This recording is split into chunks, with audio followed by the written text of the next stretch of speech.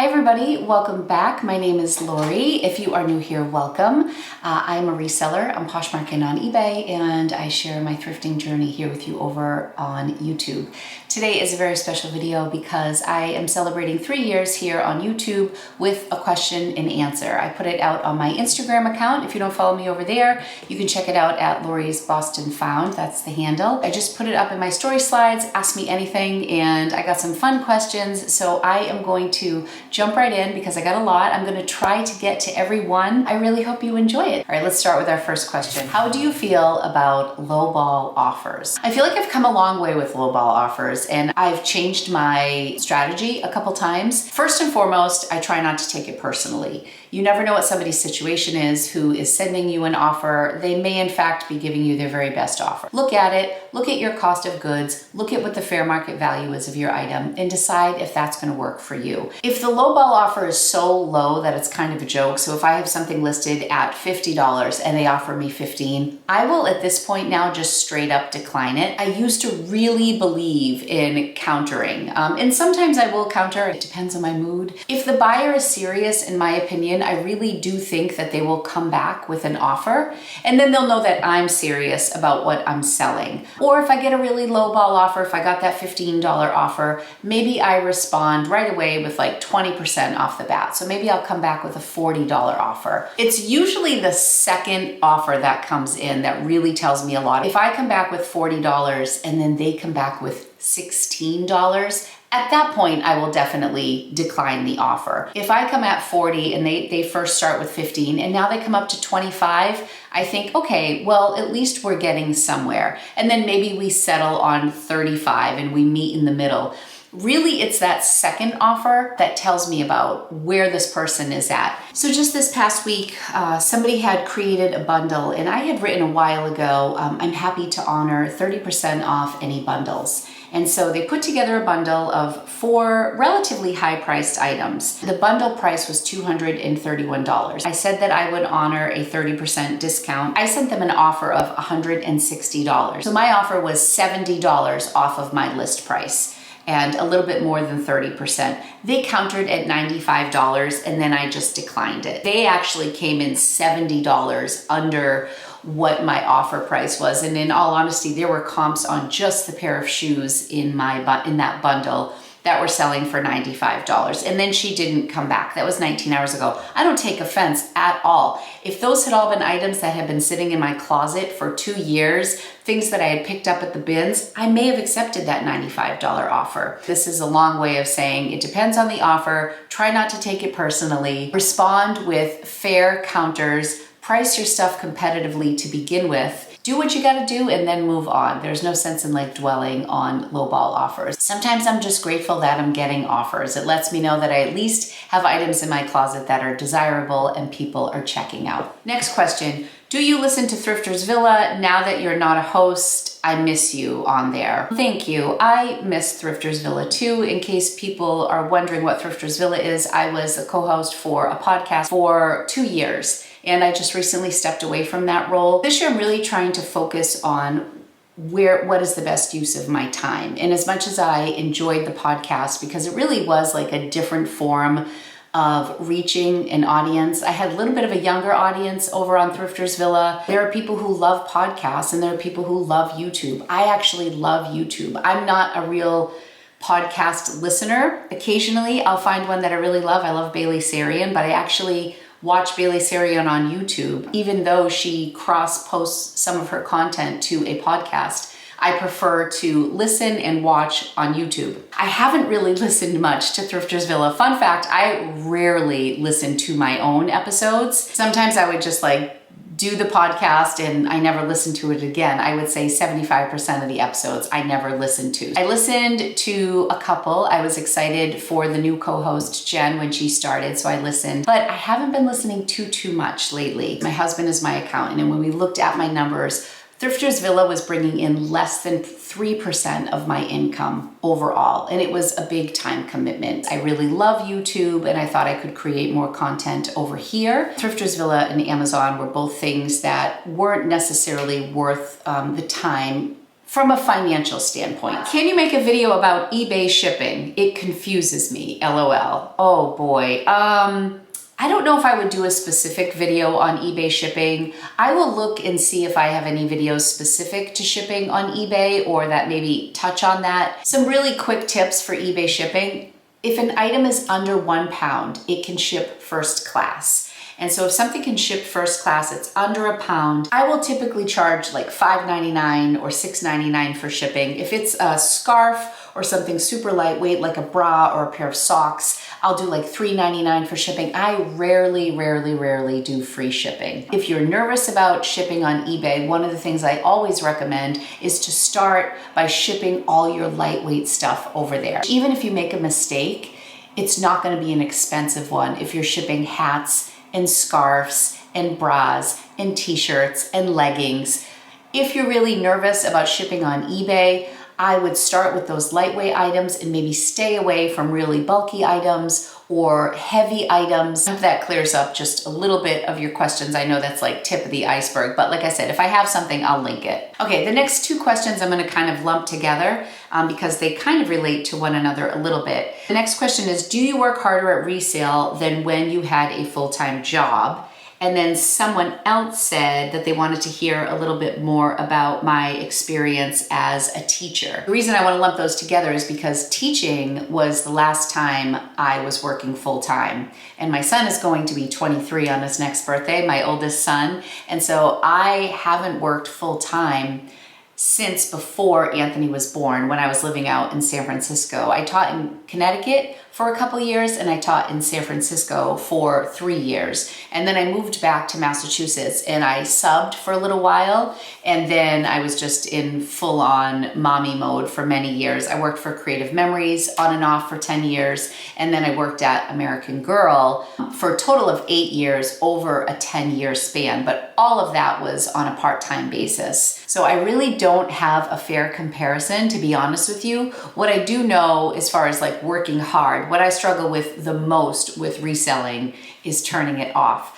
Because I don't have a brick and mortar store that I go to, I can list 24/7 if I want. I can send out offers any time of the day. I can edit videos morning, noon, or night. It's very hard for me to shut things down. So that's definitely something I need to work on. If I think of what I do as a reseller, I don't know how I could have done it at the level that I do it at when I was a younger mom with younger kids at home. So the part I'd love to hear more about your time as a teacher. I graduated from a state school here in Massachusetts and I got my master's at San Francisco State University. So my undergrad is in special education and psychology. I had to double major. It was like a state requirement in the state of Massachusetts. And then I got my master's in special education with a minor or like certificate or focus on behavior intervention. So I worked with students with severe behavioral needs when I was out in California. When I taught in Connecticut, I was in a resource room setting where I worked with kids with learning disabilities and students who struggled with reading. But when I moved to California, my focus was definitely on students with behavior and emotional needs. So even though I was in a public setting, my school, who I reported to, was not the school that I was placed in. I worked for the county of San Mateo. My classroom was like one step before the kids went to a residential program. They were not successful in the public school setting. So even though we were in a public school, we had a separate classroom. I only had 6 students in my classroom, sometimes with 2 full-time aides. We had to restrain occasionally.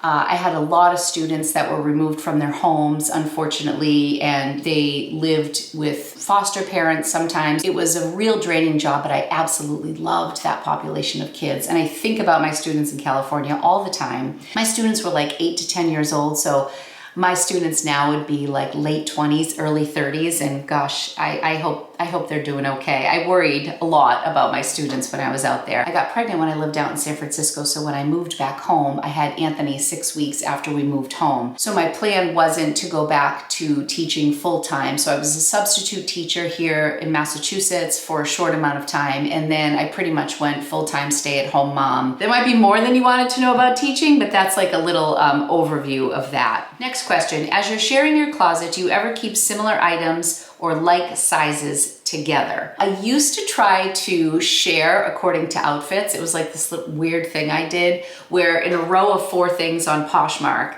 I would share a top, a bottom, an accessory, and shoes, so that when I shared my closet, people could kind of look across and see things in an outfit. There is no rhyme or reason now whatsoever, nor do I really think it's a great use of my time at this point. Right now, I am just like list as much as I can and just make it go live and make it go live and relist if something's been around for a long time. People can shop by category, so I don't feel like I need to share by category. If somebody's coming into my closet and they are specifically looking for jeans, they can shop by category. I drove myself crazy when I was trying to even go by outfits. Also, I use Posher VA, which is an extension that goes onto Chrome, and they share my closet for me. Sometimes I'll just have them share wherever my closet is at. Other times I'll set my closet to just in and then share it in that order, so that way my newest things are being shared to the top of the feed. You can do it however you want, but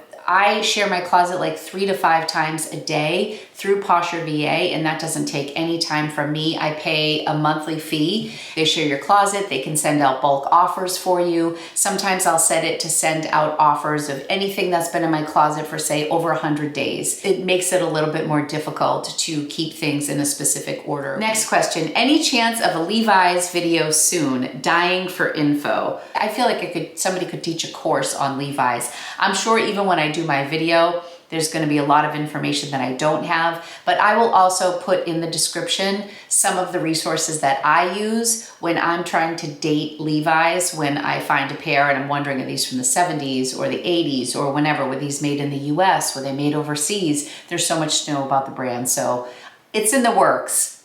February or March, that's what I'll promise. Okay, next question. Do you accept a decent but lower than hoped for offer, or wait since offers last 24 hours? I guess you can do a little bit of both. So what happens now, what's interesting with Poshmark, is if you have multiple likes on an item, if somebody sends you an offer, anybody who has previously liked it will get a message from Poshmark that says somebody made an offer on an item that you like. I used to accept offers really quickly, but now if it's a lower offer, I'll wait a little while because there's no harm in waiting to accept. I think that you can accept a decent offer and wait a little while longer to see if somebody else might come in and either offer you more money or buy it outright. What was your favorite childhood toy or doll? That's easy for me. I had Cabbage Patch Kids. I was born in 1973 and I was in the 5th grade in 1983, which is I think the year that Cabbage Patch Kids came out, or 82, 83, around that time.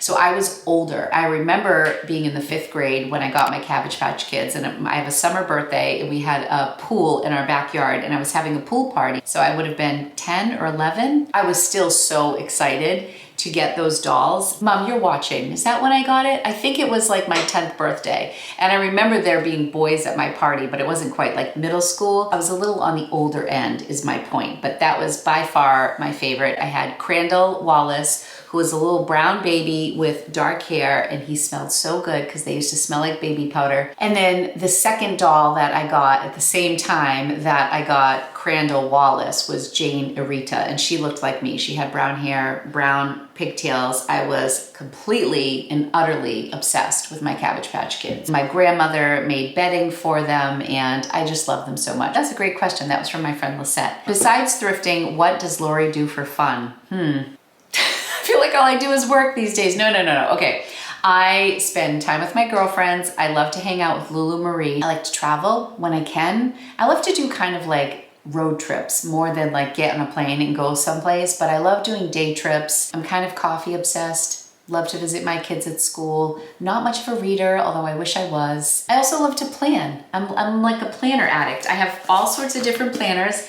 This is like my little notebook that I use for brainstorming. I have my Hobonichi that I absolutely love, that I do like kind of like little cutesy layouts for. I have Moxie Life, which is like a goal setting planner. Yeah, so I guess I like to plan in my spare time. And then of course my Mac Daddy, my Louis Vuitton, which is a ring binder, which has like all the different inserts, which is mostly like my business book. I used to scrapbook for so many years. I was really into it, and I'm not a scrapbooker anymore. As a teacher, I used to love doing my bulletin boards, and then scrapbooking was like doing little bulletin boards. And now planning has become like scrapbooking for me. I'm kind of a stationery junkie, so I love anything related to pens and paper and planning and organizing and all that stuff. So I do that in my free time. I'm kind of lame. I'm actually pretty lame. I get this question all the time.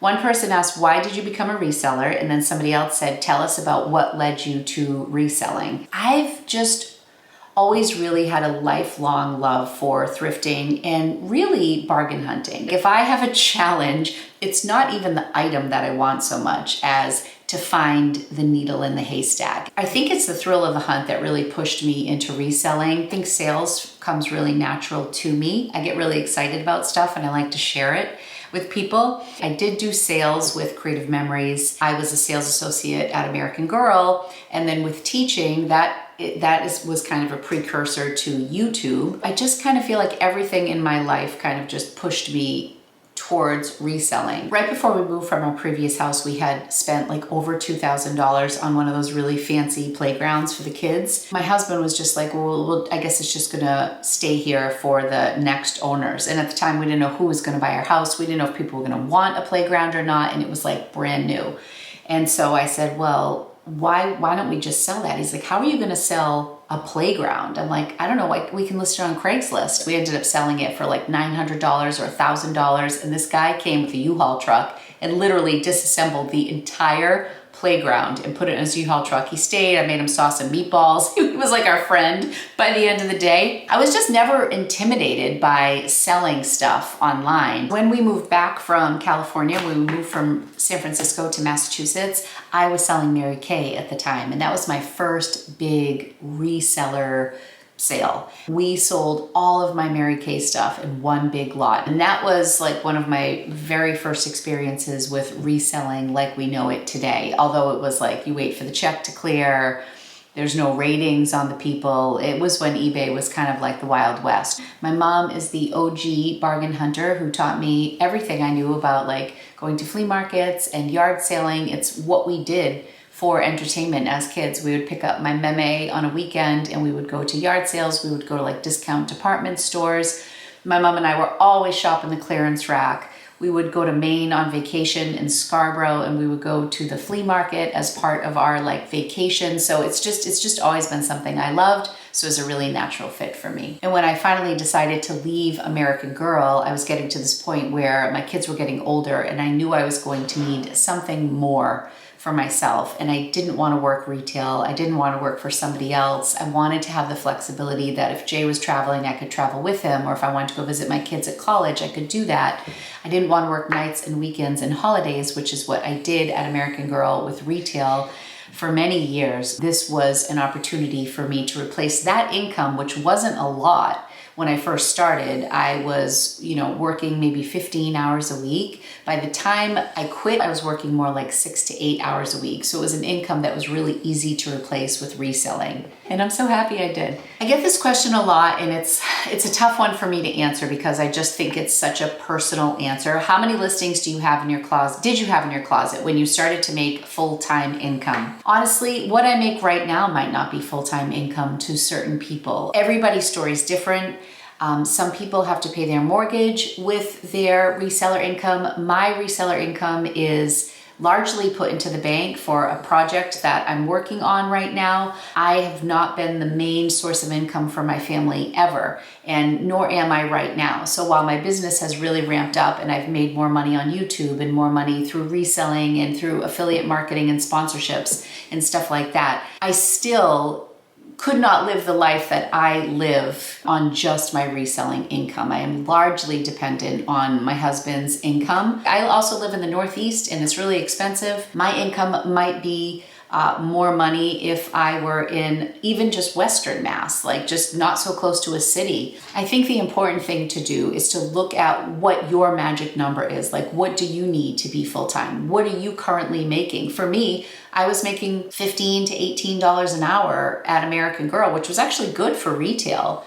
And I was working 6 or 8 hours a week. So to replace that income, it was very easy to do that. If I was working even as a teacher right now, I think when I taught in San Francisco, I was making like $24,000 or $25,000 a year, 23 years ago. If I had stayed with teaching with my master's and I was tenured and I had all these years experience under my belt, I don't know if I would be making that much right now. And there are several jobs that make a lot more money than I make that would be hard to replace. So I would say, look at what you're doing right now. What are you making as a part-time person? Look at how many items you're selling in a month. If you're selling 10 items at $25 after cost of goods and fees, say you want to make $1,000 in a month, well, then you're going to have to multiply that by 4. I would look at your numbers right now and what you're making right now, how much you're spending, how many hours you're spending on your reselling business, and what you're actually profiting at the end of the month before taxes, of course, but after your cost of goods, after your time, and then multiply it by how much you want to make, and then try to come up with a number that is your number that would help you be successful as a reseller full-time. I'm like very touchy about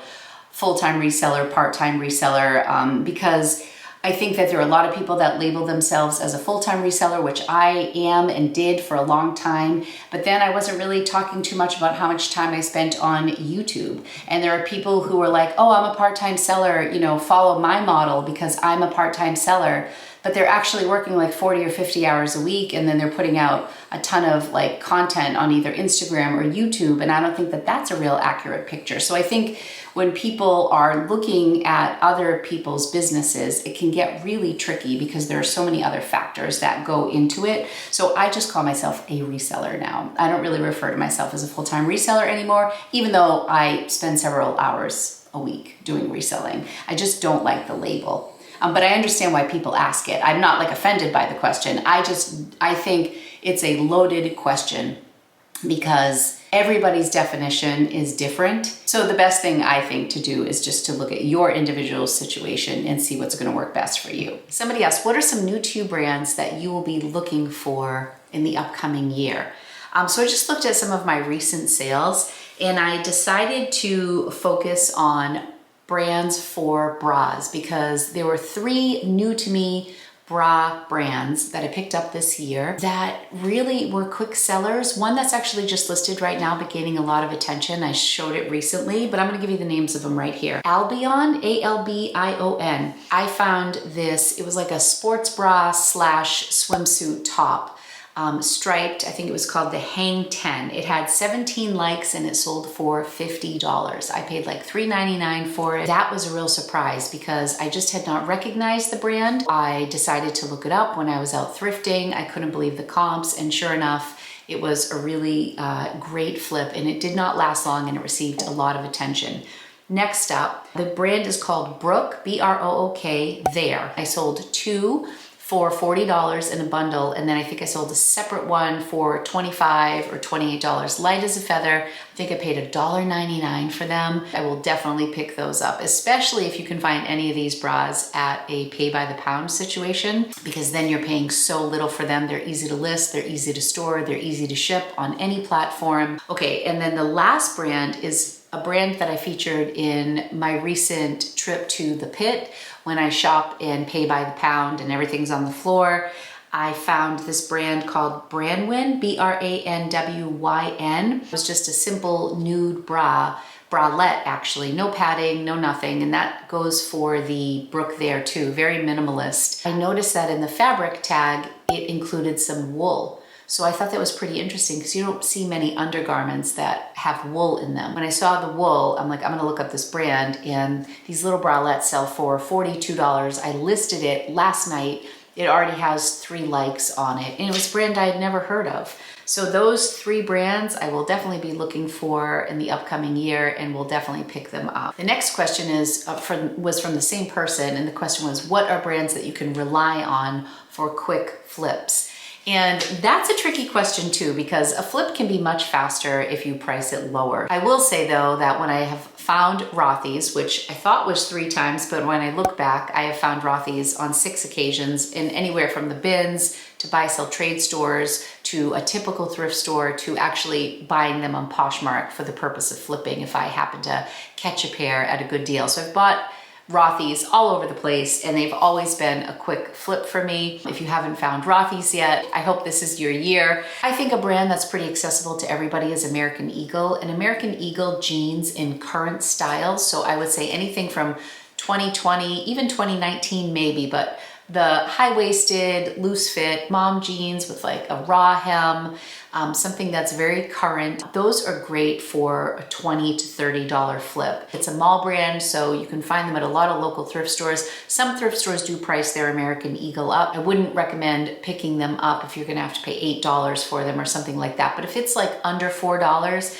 and you can grab a pair of American Eagle jeans in a current style, that's a pretty consistent flip for me. So a category that I wanted to mention that I just noticed in my own closet is vintage belts. I have sold 3 vintage belts since December 27th for about that $20 to $30 range. Brand doesn't really necessarily matter, but it's more, they were all genuine leather. One of them that I sold had like a leaf, like a metal leaf was the buckle. So something interesting about the buckle or genuine leather or made in Italy, or just something that makes it a little bit of a standout. Belts are also things you can find everywhere. I find them at the bins. I find them at my local Goodwill. They're not typically a thing that stores mark up. And if you price them right and you sell interesting ones, I think they can be a quick flip. What program, spreadsheet do you use to keep track of sales and expenses? I just use numbers on my MacBook Pro, which is pretty primitive. I'm not a huge spreadsheet person. If you don't follow Ginger Marvin, you really should. Kathy and her husband Chris have come up with an amazing spreadsheet that they are giving away for free. And I need to download it. I want to use their spreadsheet, but definitely give them a follow. They're Ginger Marvin on YouTube. Their YouTube channel is blowing up right now. They do pretty much daily videos on what's sold. You can go on to their YouTube channel. I'll link it below, and then you can get a free spreadsheet from them. They are 2 amazing people in our community who are humble and super hardworking, and they've come up with a really wonderful tool for our community that they are generously giving. I love that model. In fact, I am creating some PDFs for planner content and some decluttering PDFs for downloads, and I'm going to use their same model. When I do get around to doing those, probably in the month of February when I'm not thrifting so much, they will be available for free. How much do you use Poshmark suggested pricing when you are pricing an item? I like to use their price checker when I'm unsure of where I'm listing something. Like sometimes I'll go through my listing in Vendoo and I'll look and I'll say, am I pricing that too high? So I look at what they suggest. Vendoo also has Sellhound, which also gives you some sold comps. Between those 2 tools, using Sellhound through Vendoo or Poshmark's price checker, that sometimes is really helpful in helping me set a price. So I really only use it if I'm unsure, if I'm pricing something too low or too high, or if something's getting a ton of lowball offers, I'll go in and see where Poshmark is pricing it. And sometimes I need to adjust my expectations, and other times I'm like, oh, okay, well, I'm right within this range, so I'm gonna stay here with my pricing. It's a nice tool though. It's nice to be able to refer to it. What shipping option do you use on eBay? I usually do a flat rate shipping. I don't typically use calculated. I do a flat rate unless it's super heavy and I'm really nervous about shipping it. Then I'll do a calculated on eBay. Someone said, I was gifted a stash of Lululemon. Do you recommend listing individually, lotting it, or buy, sell, trade? It really depends on the item. If you have some good leggings, I would definitely individually list it. The only thing that really sits for me these days for Lululemon are tank tops. Those seem to be the only things that even at $25, they sit for a long time. I think I missed a couple questions, but one question Somebody asked if I've ever been to Nova Scotia, and the answer is no. I have been to Montreal. I think that's the only place that I've been to that far north, but my aunt and uncle owned a place in Nova Scotia. My cousins and aunts and uncles would travel up there. I think they ran a bed and breakfast up there, but I personally have never been, but I would love to go. Is there good thrifting in Nova Scotia? If there's good thrifting, I mean, I would definitely make time for a trip. Next question is, can you share the names of the thrift stores that you go to? So this is a tough question for me because I do share so much of what I do here on YouTube. There are just a few things that I will keep private, you know, basically for my own sake of privacy, but I do share a lot of where I go shopping. And so one of my main places is Savers. We have 2 Savers close to me that I go to, and I live in Central Mass, but there are Savers throughout the state. I also go to the Goodwill outlets in New Hampshire. I do mix it up between bigger chains and then smaller local places. I also have a series called Thrift Across New England, and I think there's probably 10 or 12 videos in there where I go to different thrift stores throughout New England, and I share the location on every single one of those. My final question, Lulu. Somebody asked if I was thinking about getting a new dog. I don't know if Lulu's been in some of my more recent videos, and she was a regular in my Happy Holidays series, so I apologize that she hasn't been in a lot lately. For those of you who may not know, we had to put our dog Lucky down in October. One of the saddest days of my life, and I miss him every day. But he was 15 and a half, cockapoo. He had a lot of things going on, and this is his little sister, Miss Lulu Marie. Lucky, we got on clearance at the mall, still bargain hunting, even for my pets. Lulu, we got from a local breeder, so they are not biologically brother and sister. I don't think we're getting a new dog anytime soon. Life is just very simple with one dog. I find that we go on a lot of WALKs with her. And it's just so easy to have one. We're actually planning a trip to Pennsylvania to see our kids, and we rented an Airbnb, and they let you have pets, so we're gonna take Lulu with us. I personally would love to get a second dog, but my husband is like, let's just have one for a while. I really want another little apricot colored cockapoo. That's gonna be my next puppy. Lulu has actually had some health struggles since we lost Lucky. It was like the second we lost him, it was almost like okay for her to show us what she needed because she was always so strong around her brother. She wears a diaper now every day to bed. She's been peeing in her sleep. Sorry, Lulu. I probably shouldn't share her private life here on the internet. I guess it's a common problem for female dogs who have been spayed because they lack the hormone as they get older that helps them control that. She would just be sound asleep and she would pee and she wouldn't even know it. So I felt so sad for her, and we went to the vet, and so now she wears little doggy diapers to bed every day. But other than that, she's doing really good. She's a love. She's all I need for now. She's my baby. All right, well, that is it for today's video. I'm gonna end it right there. Thank you so much for hanging on this long. If you made it this far, I know this was a long video. I appreciate your support over the past 3 years here on YouTube. If you enjoyed this video, please give it a like and feel free to subscribe if you would like to see more from me. And I love you guys, and I'll be back real soon with another video. Bye. Say bye to everybody.